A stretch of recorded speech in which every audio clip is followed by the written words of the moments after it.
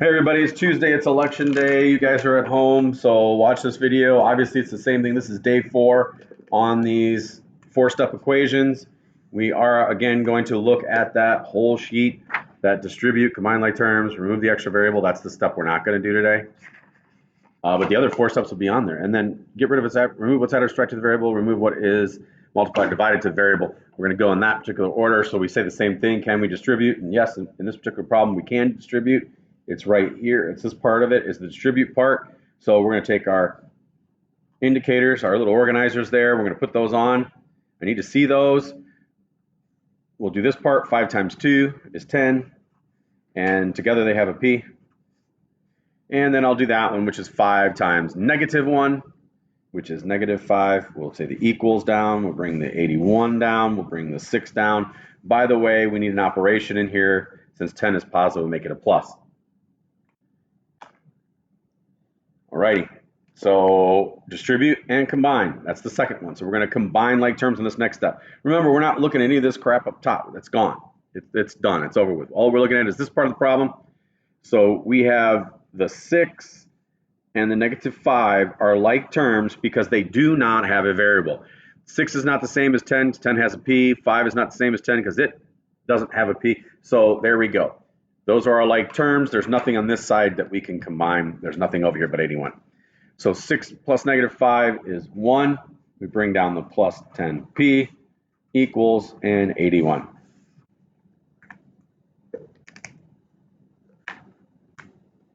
There is no extra variable. That's that middle step number 3. We don't have an extra variable. If there was like a 2p over here, we'd have to get rid of either the 10p or the 2p, but since it's not there, we don't worry about it.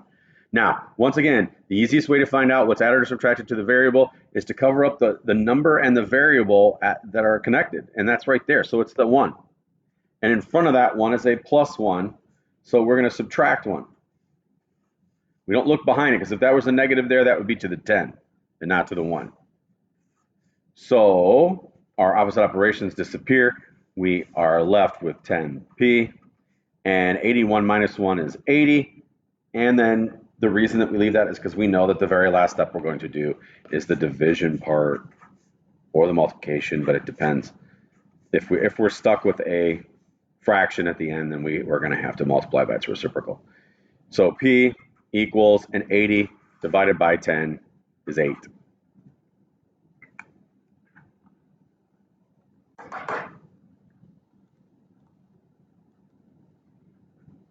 All right. Go off to the next one. Oops. What's that? Yeah, did the screen fall off? Tipped away? I mean, they still saw it, though. It was okay. Did it just go off, Chris? Yeah, just now? Okay, so the whole problem was up there, right? Okay, good. Okay, as long as it's there now. All right, so problem number 2. Sorry, over here it clicked off. I don't think for you guys it did at home. So here we go. We're going to distribute. That's our first part, right? Distribute and combine. That's our first 2 steps of simplification process. 6 times 5 is 30. That's this part, and they have an a together. Sorry, that's that part. 6 times 5 is 30. They have an a, so we put the a on it. Then we're going to cover this part up, and it's 6 times -3, which is -18.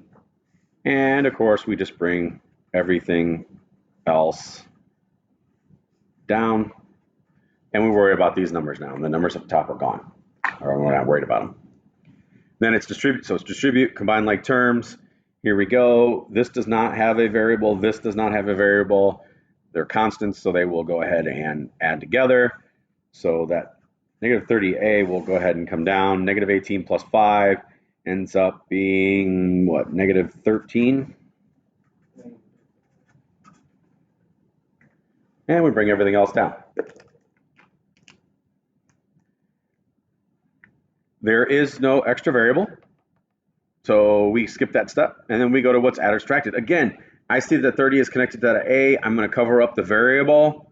That's the number we're worried about right there. So I covered up the variable and its coefficient.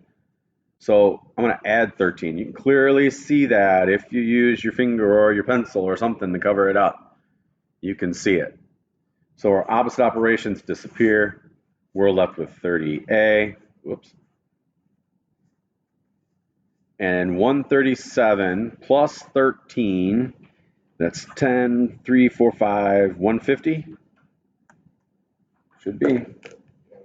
And then they're attached, that's 30 times A. So since 30 times A, we're going to divide by 30. It's always the number in front of the A. Our opposite operations are gone.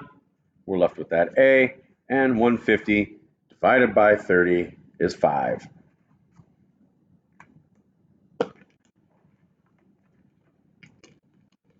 Do you see, do you hear how it runs? It's all about the steps. Doesn't matter the number. You can figure the number out. That's easy. The number's right there. All we're looking at is that process. What is the process that we're using? So the two simplification, which is distribute and combine. So let's look for the distribute and combine. Well, there's the distribute. It's the part with the parentheses and the number next to it, not the 5 because it's added. So let's look at this. 7 here and here. We're going to multiply the 7 times each number on the inside of the parentheses. There could be 50 of them in there, but normally we'll just run 2. So there is a 1 right there. So 7 times 1 is 7. It has an n. We put the n. Then we take that 7 times negative 8, which is negative 56. Then we'll bring everything else down. 5n equals negative 152. By the way, there needs to be an operation in between here. Since 7 is a positive number, we will use that positive as a plus. We are going to combine like terms. Well, no variable, variable, variable. So my variables and those variables happen to be alike because they're both n1s. So I will combine those two. 5 and 7 is 12, and they're n's. Bring down that negative 56, the equals, and the negative 152. No extra variable. You can see there's no extra variable over here. There's no 2n or 10n over here. If there was, we'd have to get rid of one of them because otherwise we wouldn't know what constant to use, right? In this particular one, so we'll move on what's added or subtracted to the variable. Once again, I know the 12 is attached to the n. I just cover that up, and I know it's minus 56. So I'm going to add 56 to both sides of the equation. Our opposite operations are gone. Bring down our 12n equals, and negative 152 plus 56 is going to be 96.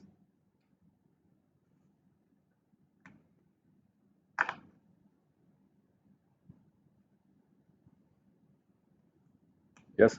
Yes? Okay, good. I'm glad my brain is working today on a Monday. It's pretty good for a Monday. Oh, yeah, you guys at home, we're doing this on Monday, but this is your Tuesday work.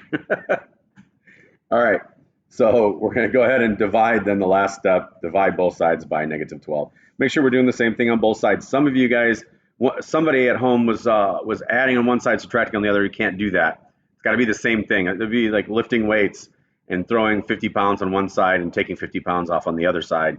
You're going to have a catastrophic failure, so you can't do that. And if you're dividing by 12 on one side, you have to divide by 12 on the other.